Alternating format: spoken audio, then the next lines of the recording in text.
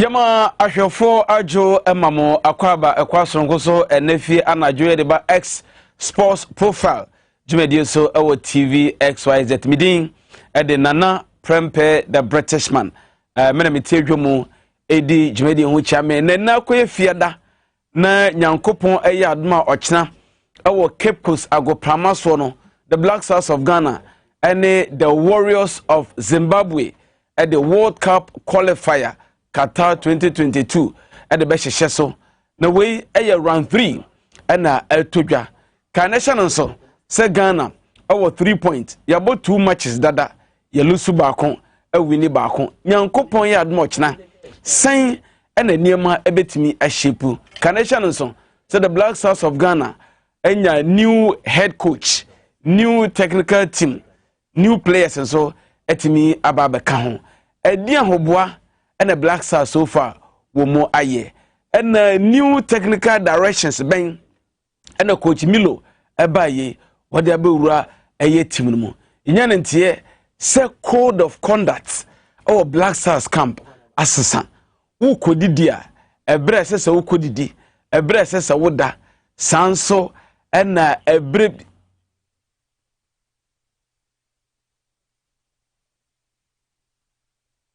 ebre sawoda sanso ene ni nyina da eyade a wo mo atimi ahyehye medam ho aba meba ensem bebre o Black Stars camp yede bebre mo.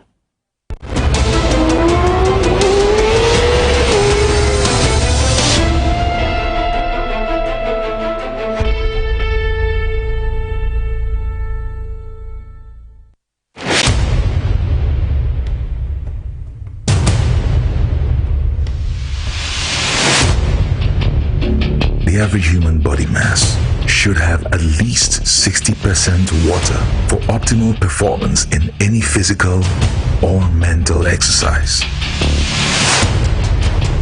We can help you maintain it naturally.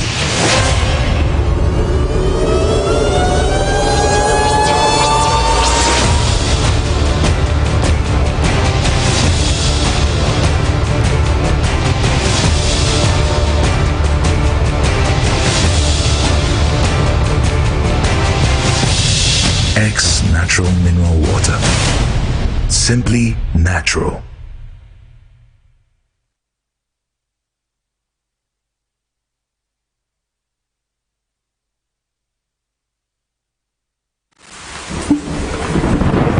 Peace of mind is very essential in your journey to success. For Akwesi Papa, peace of mind means having a proper covering over his family. Literally. For Araba, aka Injection Mama, it's about having the funds to complete her advanced nursing course. And as for Corporal Odami, it's as simple as reporting on time for his shifts. Sometimes all you need is a simple push. At Needs Microfinance, we have tailor-made loan packages for salaried workers under the Controller General's Department. With the low interest rate and quick wahala-free process, you are guaranteed of a timely solution to get back that peace of mind, literally in 30 minutes.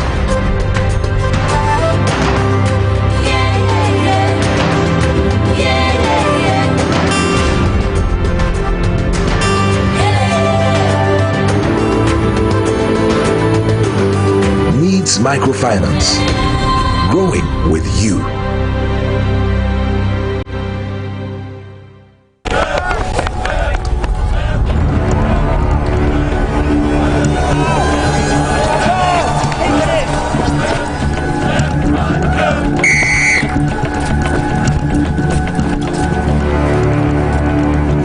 We are one man short.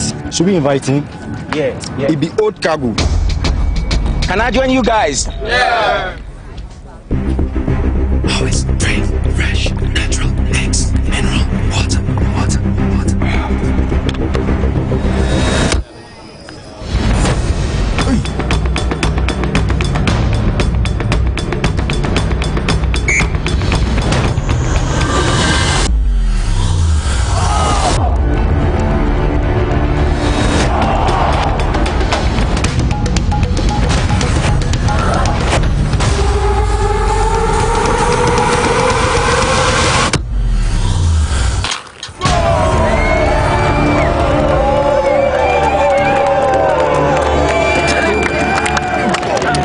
still got it. Always keep hydrated naturally. That's my secret. Manufactured with the primary aim of preserving nature's finest minerals necessary for a healthy mind and body. X Natural Mineral Water. Simply natural.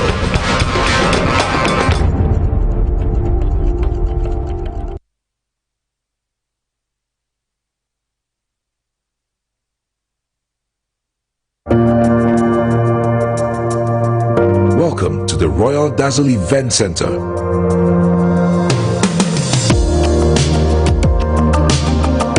With a lush and well-maintained lawn and garden, you are assured of the best serene and comfortable atmosphere to organize all your family and social events. Live the royal moments here with friends and family. The hosting capacity of 600 to 800 people makes Royal Dazzle the most versatile of places to host weddings, parties, funerals, conferences, concerts, and many more. Create your memories with us. Call us for inquiries on 055-814-8585 or 024-620-2144, or pass by and speak to any of our friendly staff. Locate us at Myjohn, close to Zoom Lion headquarters. Royal Dazzle Event Center, creating memories. If I cry na menyisika, etia ye mefui. Ehifa pa na menya bosia, edia tre medjuma yimu.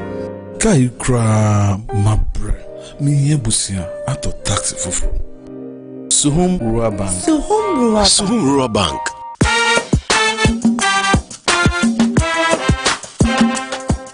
Yema kwa baba Suhum Rural Bank. Ye won hye ahodo bi te se dwadifo abosia, ekokro bosia, susu account. And that's all our savings account. Me bada chain savings account. And the keka ho. Suhum Rural Bank was 03422918896. Now one so what to me aka say. Suhum Rural Bank. Ama ene mayeka una. Suhum Rural Bank. Enti me pa minie. Suhum Rural Bank, growing our heritage.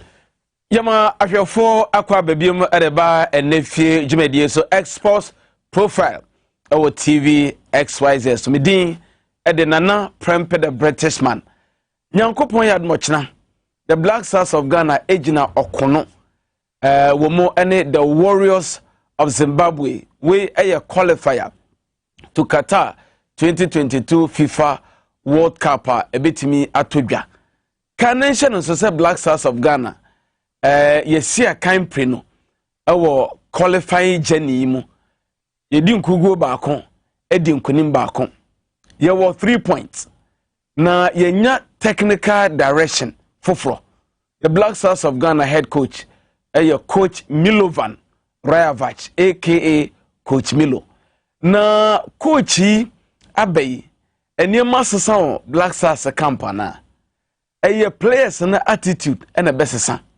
ana technical team no attitude na bami enya nkunimdie nyankopon eyad mochna number of meetings the Black Stars of Ghana and the Warriors of Zimbabwe etimi Asia hwan na edi nkunim dodo hwan so na wo akwanya se ochna game no obetimi edi nkunim mepacho mabojafo aye krado na mom ansa na no mamenyi enkrato ba mebra yebeto adwumedien so.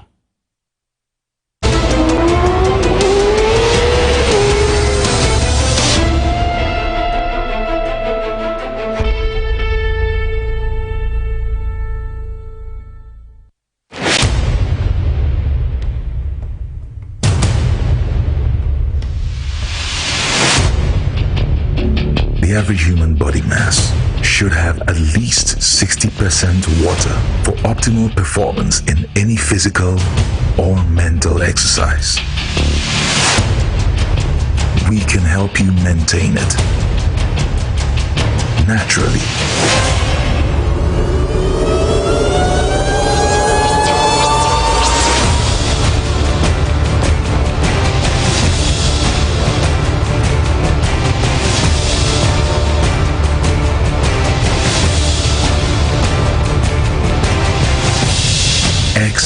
natural mineral water.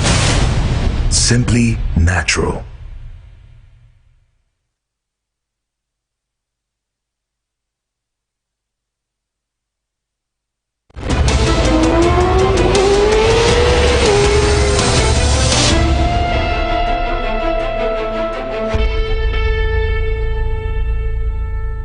Yama ahwefo akwa babiom edeba dwumadi no so na se dem kan ede eto manimu no abedwafo aye krado ewo ene dwumadi no so mensa bokum so extreme left aye coach Vincent Abiu and I was here from manager on coach it's here from manager it's in manager Abiu ye mo adwum akwaba ana meji so dwumadi so ho ye me papa very well na Jojo Epson. Sir, Kofodia Cape Coast Stadium, no say Modia on. Media. Wodia. Yeah. Or a sports journalist. I don't know there. Assassina is stadium. My grandmother assassin. Assassina stadium this season. Yes, Akotochi, just opposite Wessel Girls. Ayo. Into a holding in a. Ona Nadia. Bona na ba. Before techua dia. Yes. They say abanja or share compensation. On share but all the same no. So abaji wa dia eno dia dia. Enye stadium Hong Kong no. What is that in the o say West Girls holding in a right maybe on the cemetery. Actually one. And then what they for? Well say we are Cape Coast. Yeah. I mean Cape Coast yetina wache. Very well. You remember no so. My main share sempre free manager Vincent Abiu nche. Manager Black Stars of Ghana ewo okono ochina. Ye need the Warriors of Zimbabwe in Asia. Earlier you bought 2 games World Cup qualifier. You run no. And sheda enye convincing. You win baako. Elusu baako. Edie na ochina eden sakrai na beba. Sen sakrai bi beba. Ochinade na de beba. I think energy around the camp. And the energy of the coach and the players. I think yes, was a article no. And so person prove say energy in any form. And so we training ni why training baby. We call gym. We demonstrate about field nisu. We demonstrate we leading all the training to the extent say he came working on the striking department, doing the friend in coaching your Nyama 2 video correction, YNUB, and your friend in VC, and our SCC, collect and correct. Once or G-Born or Jordan Hall, and also shooting ball where pitcher be a trendy. It tells you the energy. For team performance, it's always the head. So once the head is good, almost say, I bet this Sandy, I see, into almost at the age of 67, or you almost or you warm up, and you stretch, you know, LED, almost all the hard training. Maybe, but I think he has shown positive attitude. And our friend is trust, communication trust. We are trust, we are winning, or so we need the trust of the press, the players, and the supporters as well. In the picture, and my energy be about to create energy be about players be use that taking advantage. It's all about energy and the mental strength. It's a game of 4 departments: technical, tactical, physical and mental. And the mental we have sociological outcome. And on a coach ni hiti honum pano. So if they are able to get a sociological outcome, it automatically affects all the other outcomes because technically tactical ever play any mudada. But normally and the mental stuff no, the sociological outcome they no better. And that is why another idea almost a coach not try say oh yeah. And so not say involved with all the training drills, demonstrating and performing even the training drills at that age. To tell them, say, even if at this age, I can shoot 10 and get 8 and 9 correct, well, what is happening to you? We are player now, I feel our 30s and late 20s. Even late. Energy, no? So the drive and the energy and the passion to do well. And in the idea, we want him. My bound chain for Jordan Ayua Well, I feel watching a kick, how to score goal at his caliber. Baby, I would draw a professional footballer level. I would draw no. Here been here, sir. Fine, you chill that kick. Me bound chain for that. No, Jojo, you hear me say, Ochinano, is it going to be say players no? And who say new coach aba form of justify your inclusion. The person me cut team no more. Into no, a semi bomb more than the coach ni home. I know na Ochina you hear ni mana. Yes, baby sir. Na me ese masem kana se no na me fa free their coach kan ye no. Say there's a new energy around the team. Na say new energy no obia be pese you know obewura mu bi. Na onni Milo ni philosophy with team building na onya the team wi a e diansa na otumi di fofoforo bem. Yes. Okay, say you know the first stint with team no. Yeah, okay. The day are you justifying the share team no. Okay. That time no, that's all Montare aji treble with Inter Milan. Okay, Champions League. Yes. Aji league, aji the money na, but the work rate of the day at the time no, e manu di way to phone. And tell people what team you know right team no as am waja mu so mu pejo mu. So yes, it's more say obia be pese obey bibi.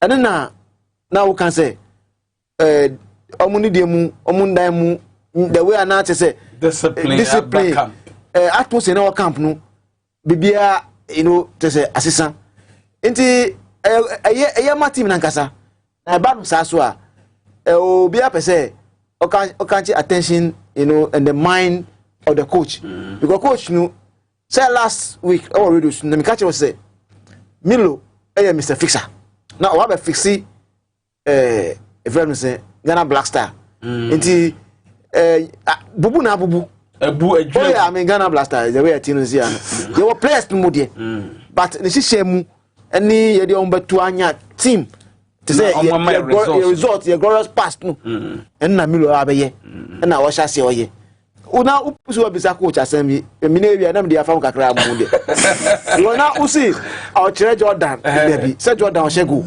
but to say the way a coach na sakasa kan ye no or the energy e she no to win energy oh there be say see motivation so what man say nana sometimes ye pa no say mitimi wo ho a na te say mi hu nyede na hu say na before so aye pipi that is the energy I'm talking about. Until he built that confidence in him. Now Crawford will can say Milo be share team. Let us emphasize here. Say team na doya a building here. What the Roy bet to us with be ramuno. What the Roy Econo. Na team no a yaji jakra. A Milo and na a peja team no. With the under 24 no blend new only no. To say oh yeah office no very well. So what I say as a modern cry can as a 2008, Nasamoah wasn't the favorite striker for the national team. The World Cup qualified for South Africa 2010. I was born in 2009. Prince Tego ni Matthew Amuamuneshego. Nasamoah wasn't a key. It was Milo who brought the best out of Asamoah Angola and South Africa. And Asamoah became what he is. I mean, what my and yes we are one. Until in this case, no, near you say. Jordan Apajan now ye. So no one did not do 2-1. Obesha goes. And yes, Nessie Go said the best will come out of him. Very well. The best will definitely come out of Jordan Ayew. I know the Ghana Funyina year. Now I say GFA Ghana Football Association and Ghana for Febi. I will GDO Coach Milo Moon. Enche Mfuni Bekwegu. I will Ushetia Adaka so. TV no so na training na wo mo ayo ye gym work so ye ni kan frase wo gym work no gym work a wo mo ayo ye na ye hwese de gym work na esi etie na fe ye wi a ya to so gym work no eno na ekoso no coach fa me fam ye hwe videos no ene de ekoso no e de na coach ne pese wo hu because I can tell you, say, those guys have seen it all. Our more clubs are more machine here. You didn't know more. Aburi chiro ho baby omo bobo no omo hu bebre. Enti no here ben hu here say your war game. You need bebre. You need more days to the match. Now fail the coach. Wo dey ye we omo nya bi wo baby omo won. Omo ye bi. Some when also once the player they are in season. And in season no Metro say players of friend what train some program. Okay. And before you call the player, you speak to the coaches outside into a catch them how to kick back the players, how to recondition the players. Into when your vigorous exercise are the pain member. But this is just to kick the muscles and to let the muscles say something is going to happen.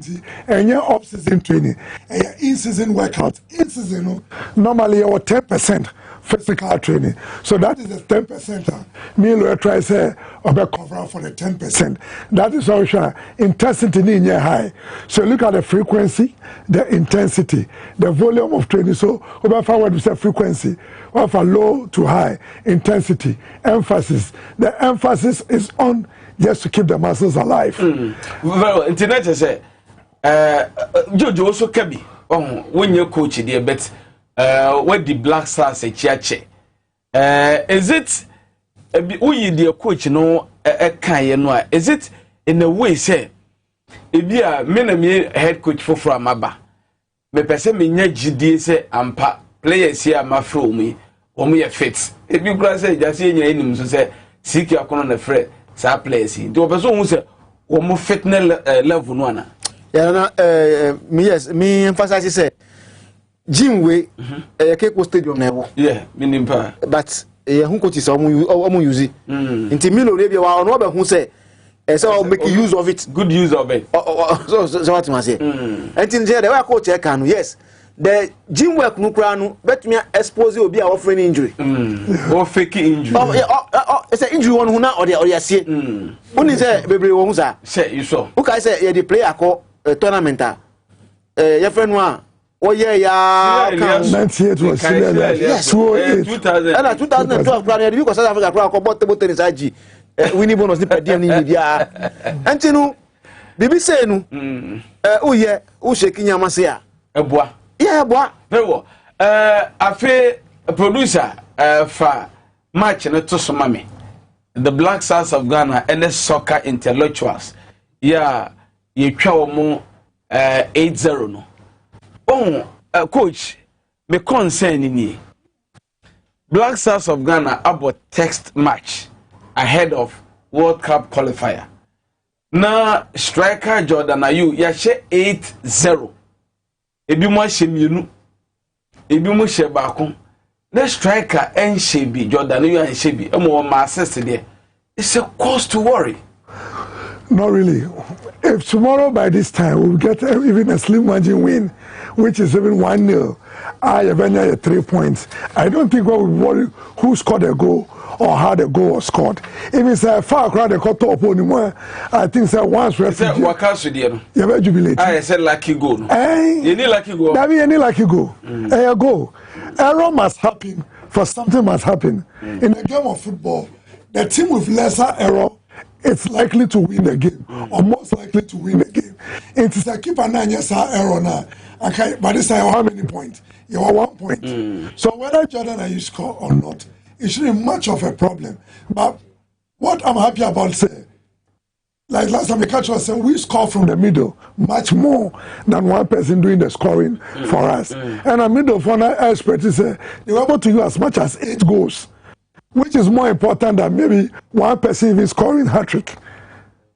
Because say no any Zimbabwe boy and they are 8 goals plus 8 or something. With many players scoring. With many players scoring. Because generally you can get injured or a particular player can get injured. So me, as young as I was as a coach, I prefer anybody to score, the entire team to score, than one person scoring. Because normally you don't know game one, it's made a steppy game. No. So once there's an assist, that means it's coming on. Once assist it's coming on. The first Zoom me question na me busa earlier no. Say how important it is at this time, at this crucial moment. Kaise FA president Uraket yes Okreku say this time no nyama time akoy. Enti no ye ko match World Cup call na fe ne ye chiro go sha nyama time akoy. And you know about the first goal. And you call Austria 90. Enti ne go share form. Ne go share form. And ye Pejano. And our Pejano. And our Pejano series of videos. Our show camp. Our show national team. Our show Crystal Palace. I take a comment from Patrick Vieira. Why Jordan is not scoring. And also okay, me as Papa. Medwa Buano. My dear coaching. Coaching and parenting. Pure parenting. Okay. Oh, say, so you lose your father and mom, they'll forever be your parents. If you can't see and all sort this car, quickly we run to them. So someone who had both of them alive, I tell Santa there because you can cushion yourself a little. The same apply to coaching. Until we are coach, this is our player called retirement. Or call retirement are not job. So Jordan is not above somebody who needs to learn. Like Lionel Messi, encore training biome. Like Cristiano Ronaldo, encore training biome. But they still go to training and they still learn the technique all share. And yes, so I feel not share no go share. But I encourage you also share and say, come on. Sometimes we pro undo to bossy. Sometime we pro undo on empenin for kasano. So Benjamin say o kaka sanity. Now, over to me the WhatsApp messages no aba. O share screen so a display number no e ho no ntino share for comment. Ebra, o china de ye ni nkunimu a Benjamin say ne be koso no. Na esopa. Now, you be focus on your opponent no. Number of meetings the Black Stars of Ghana and the Warriors of Zimbabwe etimi ehia. You know mu hia ese na ya netie eye falasa anase you know mu hia eye modern. Na wochina si ekohia na modern a wanka se na Zimbabwe fo kura na ene ye boni sei dabi. Etem bia no ka nation no so sa bakwasem history between two sides very important. Until drew her na yet in send a city. But me first even free Jojo Epson. You hear the meetings between these two giants. Well, okay, two giants here. I would disagree. A giant and say two teams. Make us two teams. But Ghana are giants. Yeah, Ghana are giants. Oh, Africa. Africa, yes. But not of Zimbabwe. Oh, no, David. Told me a time. Omo jishui quite say omo a giant. Though more produce some top class players there. Okay. And when it comes to sports in general as well, Zimbabwe are achieving more than Ghana. When you say omo gold Olympic Games, Commonwealth Games, African Games, one lady back will be a friend of Christy Coventry. And okay, so omo produce stars. Yes. Bruce Gobela, Liverpool, one of the greatest goalkeepers. Peter Ndovlo. You know, a country I just say more talent, no. But to say the way the late Ben Kofi, I got Chadi or Hoda. I am FA chairman ni Bibia Dan catch or Muse. Omo Nyama, a sell move and do so many pinnacle lady crow. Oh, yes, I got any the late Madame Sally Mugabe. I have friend Sally Benjamin Heffron, Officer Kendi. Now to say. Oh yes, the best always come from the west. And see, second in the west. Oh, I mean, say on the western corridor, yes. Okay. Intino, Ushamwa, na mema record be afa, mamino wa na Ghana football history be count. Okay. Intino say Zimbabwe no, omo said down your omunyama ye. Intino talent no de, omo but omo anya result because usha omo ni we na eshe border. Zambia, but Zambia consistently have made that impact. Now we share the Zimbabwe for making impact or English football. I mean football in general talent but since organization administration and said that any for the records no, the first time any Zimbabwe Asia worker qualifies no ebe China. Previously either AFCON qualifies ana AFCON ankasa now AFCON qualifiers na ye ni omu share no the first one 1995 satana mami Sale Mugabe yiri no Ghana ni no Mugabe ba school wa Ghana no na oni no betwim pra na Mugabe unso na oye freedom fighter okoye na mami no ko share no ebua no omu independence ma Zimbabwe 1980 that was in April 1980 na Mugabe Zimbabwe agi a friend say independent na yemfa enhia say Zimbabwe Mugabe wu nyina no omo yankuma ba politically so they see Ghana at the second home okay but yen neka we the 3 points never stake intinu ushomo for the records no the first time I share no that was year no mana mamina ka baby within a month or something intinu Ghana team na ekọ no for qualification to South Africa 96 AFCON that's 1995 yes omu ko maminu coach Samade na lead omu any coach yes Ranos is ani manager Bell e de omu ko maminu baby omu sie no wo like Ghanaian first lady na omu ko ho nti omu be ball game no Harare no that was the first meeting between Ghana and Zimbabwe on records in international competition 20 matches ni we mu dey encounter nti no Ghana eshe 1-0 Abradekuma na eshe sago no that was 95 and subsequently 97 onusu yebo a friend say AFCON qualifiers and also 26th of January 1997 and na Harare ho goalless and na yebe to asu 13th of July the return leg yebo no Accra Ghana eshe 2 and Zimbabwe share Baku 2-1 AFCON qualifiers and I qualify for Burkina 98 okay and the third meeting no 8 October 2000 and no Ghana eshe wa Accra 4-1 against Zimbabwe and so AFCON qualifiers and return leg no ye call a friend say Harare ho no Santa want to about Bulawayo that's almost second city okay and I call show mu 2-1 and na commentator be soon ye and qualify for a friend say 2002 World Cup now and I almost soon say Ben Kofi akezi omu say omu nya omu nyeme ye omu to win qualify na Ben Kofi see there be any case o ka tell say more talent but except mu use scientific approach na mu van develop mo agro no and I commentator no this soon ye say Skabi cry o be say Ben Kofi na omo panu cho say omu de man no na coincidentally no that moment no Ben Kofi na ye GFA president e Ghana minister who kai that time yes me kai inti no Zimbabwe for no na say yadio munyache but ni omu di ye so ahia pa no Egypt right 2006 AFCON 31st of January 2006 ukai I remember that time no Benjamin Mwanwari o share yes Otama Isa Ahmed eshe Samia je wa pom Samia je no say bia has the kotokonebo na o share na I don't know Ghana ya pass for the World Cup for the first time I am good team that is you say agayeko ya dey wo AFCON no dey call World Cup no and Zimbabwe and I say after I say Senegal we na Zimbabwe na say there wo me da say coach you really say wo hwe the records and the meetings between the two sides mamin can say mini giant in front man ko nyasem a big play role bi our Ochina game no. Definitely football without history. I play a role, papa. Once you get into the dressing room, the score everything's project on the board. And aside Kiniba out on the players, as strong as they are now, we are still better than them. It won't be a board game without a history. So China, Coach Miller up a video.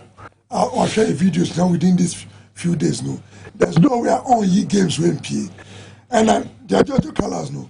Or the year they remember, Normal Kai said, this was the team that stabbed you when you were almost there to the next stage of the competition by just getting a draw, winning a game.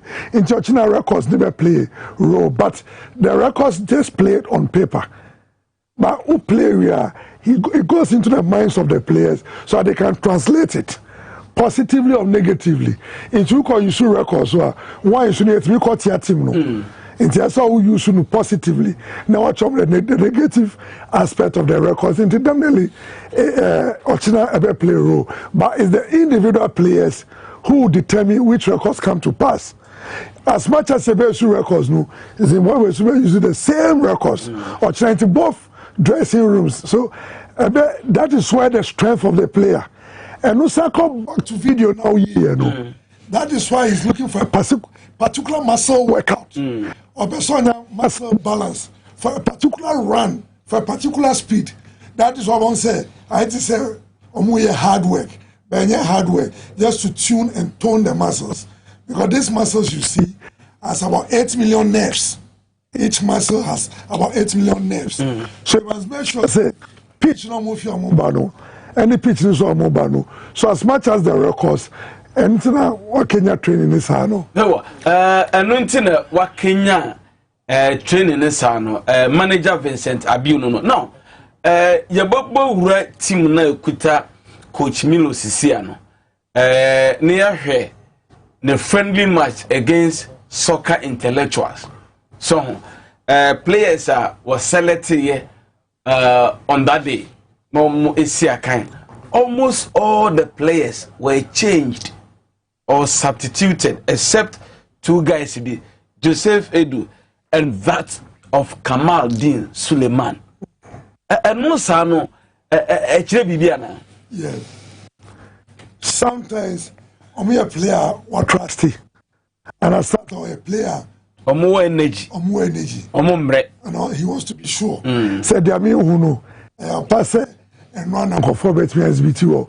Give them Sanders were formal records. As they said, these are guys who normally play more games rather, and the more they play, the more they do well. I think it's an idea of steady here. I can take the rest out, but these two, I want to be very sure on them.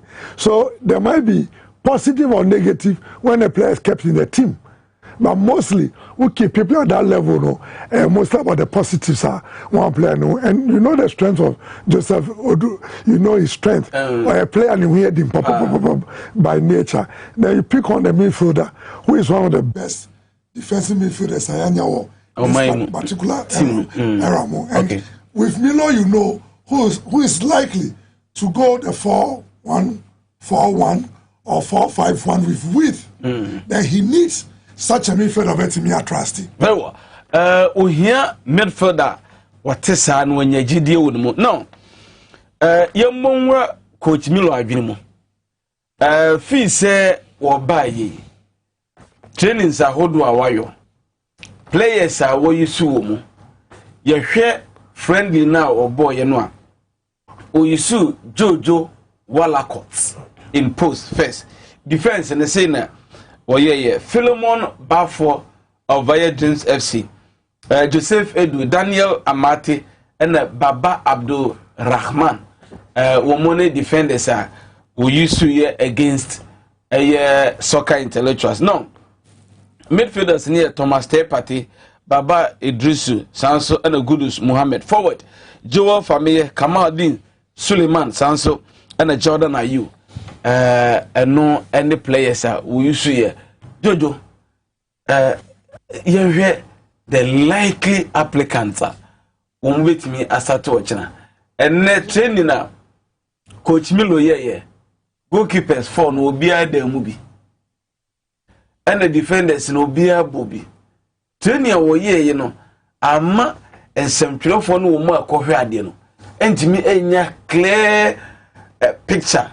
Say, this is what Milo want to do tomorrow. Yeah, that's why it's always say the prerogative of a selection to the national team. Line up ni bibiano, coach na, Oh, sir, that you can say any more a human people. And I will see call up, but one can line up. One can line up from your line over.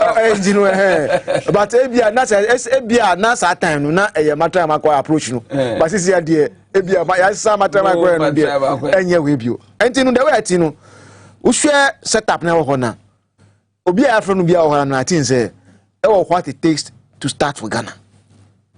Now, Ubo, you are specific with Kamaldeen Sulemana any Honorable Joseph Edu. These are youthful players. Now who say Milo Super Nkora more Hondi na say be over chobia na what using more. And then let me tell one of okay. Let me tell one of players let's say Oba Yuziwo Krumha Liadi. The one of the local players I break it to Brasta and the Milo Teniano on the catcher and say Milo see start and amucha one goal now hunza Nkofona holding more than them to play to their strength no to keep it simple a bar say over to me their control afanu kuma no true na a bar na my boys they were you know you say very tactical coach into bia obe follow ni instruction na obey we 2010 they call work at South Africa one of the hallmark of coach no or achieving your man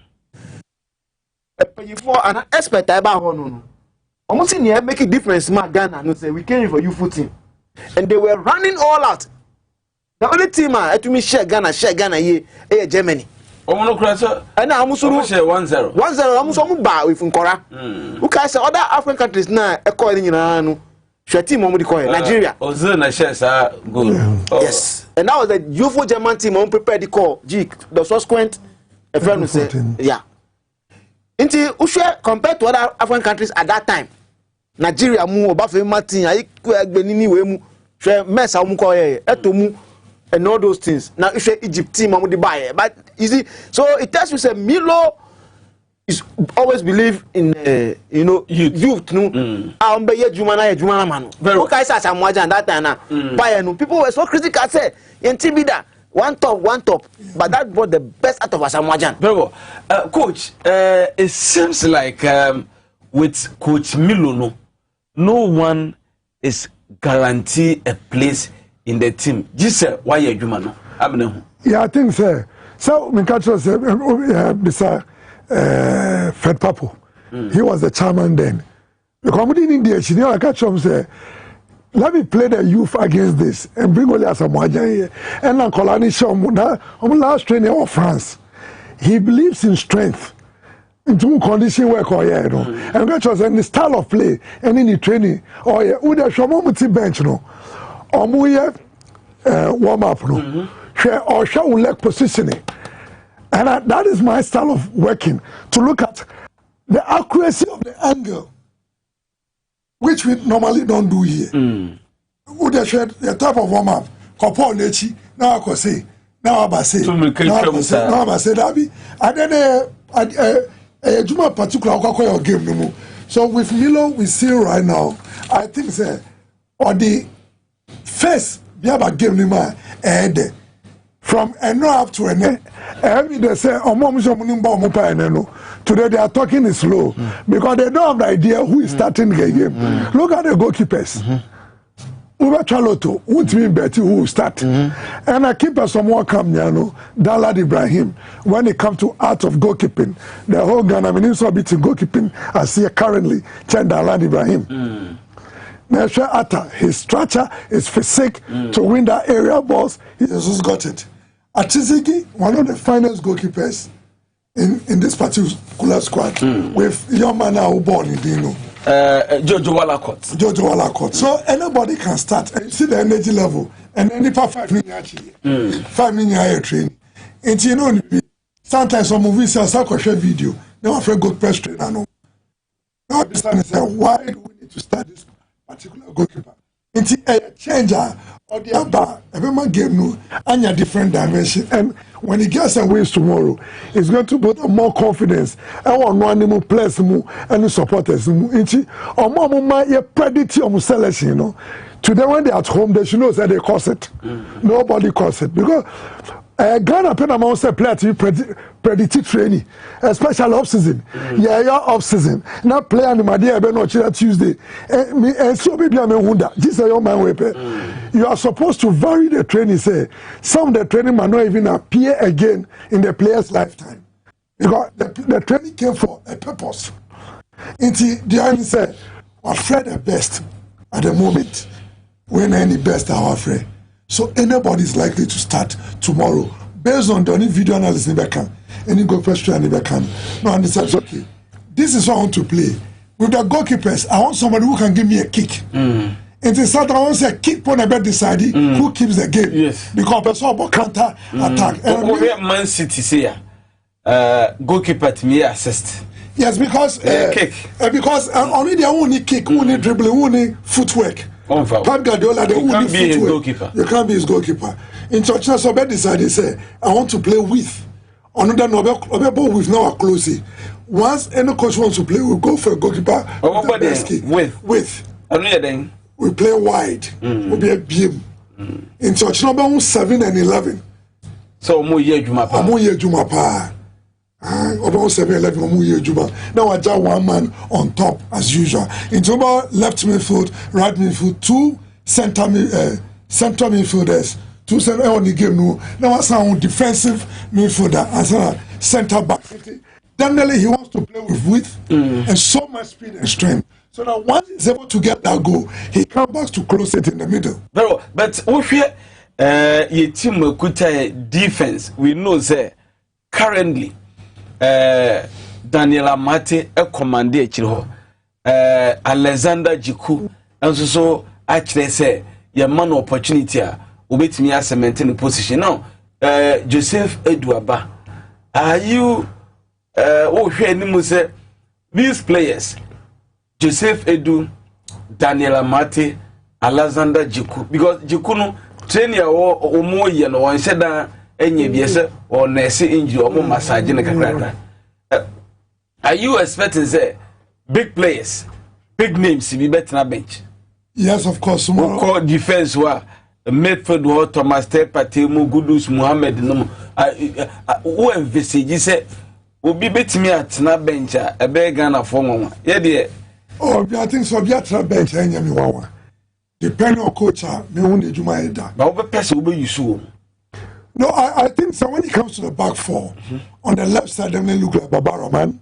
Over center backs now, it could be Jiku, Amate, yes, and Joseph Edu. You can Amate player there, or not be partner be on the back four. On your player can say we need bomb into ball. Fitting Colabemu, with their money Jesse, the money player on the ball. On the left side look like Philemon. And over center Honum, I think you mentioned a midfielder's name. Kamadini, Bedra, Saho Numu. Yes. Then on number 8 position looks like Pate.